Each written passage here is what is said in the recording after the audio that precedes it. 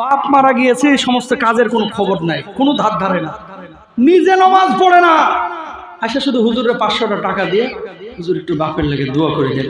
বাপ মরছে তোমার, আর হুজুরে দিয়ে কান্দাইতেছো ভাড়া করিয়া। কথা বলেন না কেন? হুজুরের চোখের পানি এটা অনেক সময় মেকি পানি, আপনি বাধ্য করেন হুজুরকে, তাই হুজুর করে। আরে আপনি আপনার বাবার জন্য কাঁদেন, ওয়ালাদুন সালিহাইয়াতুহুলা। নবীজি বলেছেন কোন সন্তান যখন বাপ মায়ের জন্য এভাবে কান্না করে, আল্লাহ তাআলা ওই বাপ মার কবর আযাবগুলোকে মাফ করে দেন। শর্ত একটা, সন্তানকে সৎ হইতে হবে। সন্তানকে কি হইতে হবে? সৎ হইতে হবে। আমার মসজিদে ভাই এগুলো আমার কাছে কেউ সাহসও করে না। কেন? আমি বলেই দিচ্ছি, আমি একবারে স্পষ্ট কথা বলে দিয়েছি, আগে নামাজ কালাম পড়েন, তারপরে দোয়া চাই। আপনি নামাজ পড়বেন না, আল্লাহ বলছে তুই তোর বাপের লাগে দোয়া কর, তুই তোর মায়ের জন্য দোয়া কর। আর হুজুরে 200 টাকা দিয়ে একেবারে হুজুর দোয়া করতেছে, আর ফরফরায় জান্নাতে একেবারে ঠেল্লা ঢুকাই দিতেছে। আল্লাহ এই সমস্ত জিনিসগুলো আমাদেরকে বুঝদান করুক, আমিন বলেন। ও ভাই এই কথাগুলোকে আমি মিথ্যা বলতেছি? আকিকা দেয় না সন্তান হওয়ার পর, বুঝেন? ইন্নাল গুলামা মুরতাহানুন বিআকিকাতি। কিছু লোক আছে এখন আলটা ফ্যাশন দেখায়, তারা বউগুলো মডেল আর জামাই হচ্ছে আলগা মডেল। আলগা মডেল বুঝেন নাই? শিক্ষিত না, ভাব নেই, হ্যাঁ একেবারে ঢাকা বিশ্ববিদ্যালয়ের টিচার। আকিকা দেয় না, জন্মদিনে 2 লাখ টাকার পার্টি করে। কথা বলেন না কেন? আকিকাটা এখনো দিল না, অথচ নবীজি বলছে আগে আকিকা দাও। জন্মদিন তো তোমার জন্য জায়েজই নাই। জন্মদিন মৃত্যুদিন বলে ইসলামে কোনো দিন নাই। ইসলাম যেভাবে বলেছে সেভাবে চলতে হবে, ইনশাল্লাহ কর। সুতরাং বাপ মা যাদের মারা গিয়েছে, যদি বাপ মাকে কোনো কিছু দেওয়ার ইচ্ছা থাকে, আপনার আত্মীয় স্বজনকে দেন, বাপের ভাই চাচা অথবা আত্মীয় স্বজন বন্ধু বান্ধব তাদেরকে দেন, তাহলে এই সওয়াবটা আল্লাহ তাআলা আপনার বাপের আমলনামায় পৌঁছে দেয়। সুবহানাল্লাহ। আহা, ইসলাম কত সুন্দর রে ভাই, কত সুন্দর। আজকে আমার মসজিদে 20 কেজি জিলাপি নিয়ে এসে একজন, হুজুর একটু জিলাপিটা বিতরণ করে একটু দোয়া পড়ায় দেন। তো এগুলো তো ইমাম সাহেব ম্যানেজ করে। আমি বললাম কিসের দোয়া? কয় একটু মিলাদ পড়ায় দোয়া করে দেন। আমাকে দোয়া প্রতিদিন যেমন হয় আজকে এইভাবেই হবে। এখন জিলাপি আপনি কিভাবে বিতরণ করবেন এটা আপনার ব্যাপার। কথা শুনেন, আমরা না অনেক কিছু আগে হয়ে আসছে, এখনো আমাদেরকে করতে বাধ্য করতেছে। যদি বলা হয় যে ভাই এগুলো করেন না, কয় নতুন নতুন মুন্সি, নতুন নতুন ফতোয়া। কথা বলেন না কেন? ফতোয়াও নতুন না, মুন্সিও নতুন না। ভাই আগে জানতেন না, এখন জানলেন। মানা না মানা আপনার বিষয়। আপনার কি কেউ কোনো হুজুরকে বাধ্য করবে? না। টাকা নেই দিকে একটা জায়গা যদি এখানে কিনেন, ধরেন 5 কাঠা জায়গার দাম 10 লাখ টাকা। কয় লাখ? 10 লাখ। আপনি যাইয়াই কি জায়গাটা কিনেন, নাকি ভেন্ডার দিয়ে এই জায়গাটা তদন্ত করান মিনিমাম 30 জনের কাছে, ঠিক কিনা? তারপরে জায়গাটা কিনেন। কেন? জায়গা কিনা যেন 10 লাখ টাকা ধরা না খেয়ে যায়, ঠিক কিনা? এই সিরাজগঞ্জের তারাশের যে মানুষগুলোকে আল্লাহ জান্নাত দিবে, মিনিমাম যে জান্নাতটা দিবে এটা হচ্ছে 10টা পৃথিবীর সমান। সুবহানাল্লাহ।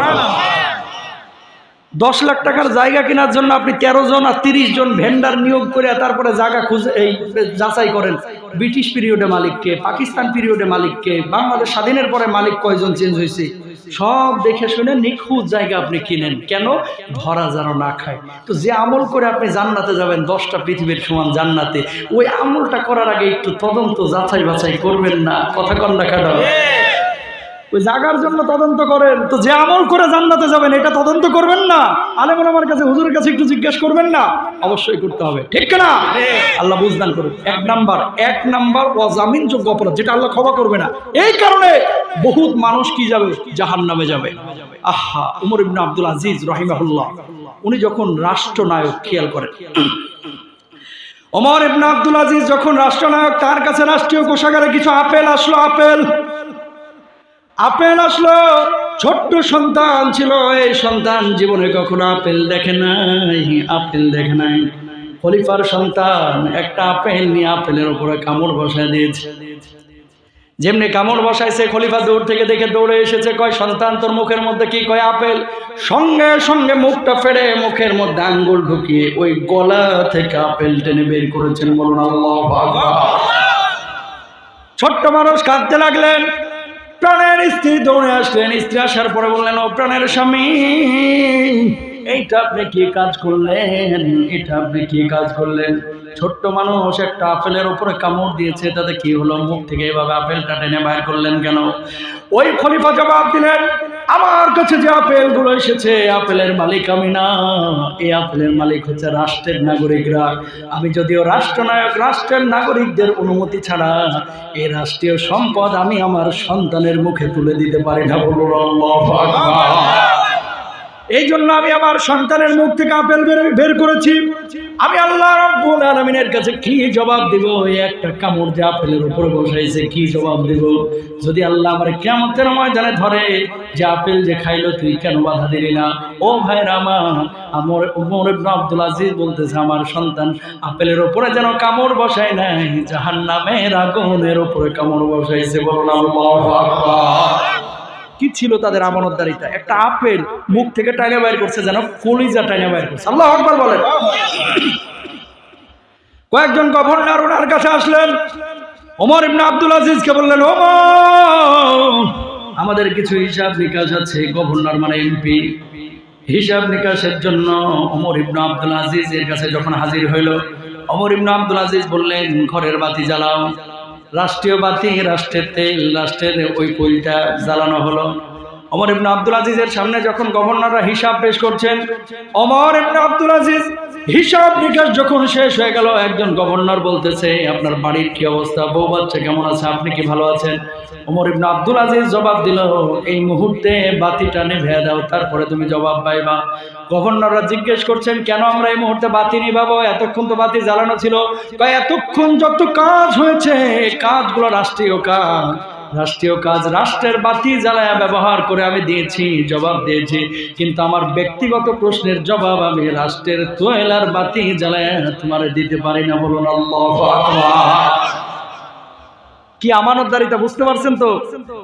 এক বৃদ্ধ ফকির আসছে, আসার পর বলছে এই খলিফার বাড়ি কোনটা গো? কই যে খলিফার বাড়ি। বুড়ি দিছে দৌড়, কেন? ভিক্ষা নেওয়ার জন্য। আবার বুড়ি ইউটার্ন নিছে, দৌড়ে আসছে, কি রে ভিক্ষা নিলিয়া না? কয় না ভিক্ষা নিই নাই। কেন? কয় তোর খলিফার যদি ভিক্ষার প্রয়োজন হয় তাহলে আমারে বলিস, কারণ ওর বাড়ির যে অবস্থা দেখলাম এর চাইতে আমার বাড়ি আরো সুন্দর। এই অবস্থা দেখে আমি ভিক্ষা চাওয়ার সাহসই পাই নাই। আল্লাহু আকবার। বুঝতে পারছেন ভাই কোথায় যাচ্ছি আমরা? কোথায় যাচ্ছি?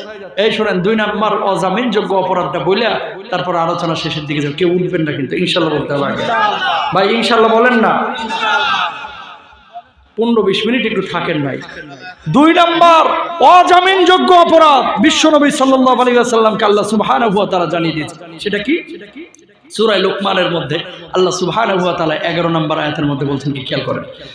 রাব্বুল আলামিন বলছেন ওয়া ইয ক্বালা লুকমানু লিবনিহি ওয়া হুয়া ইয়াইদুহু ইয়া বুনাইয়া লা তুশরিক বিল্লাহ ইন্নাশ শিরকা লাযুলমুন আযীম।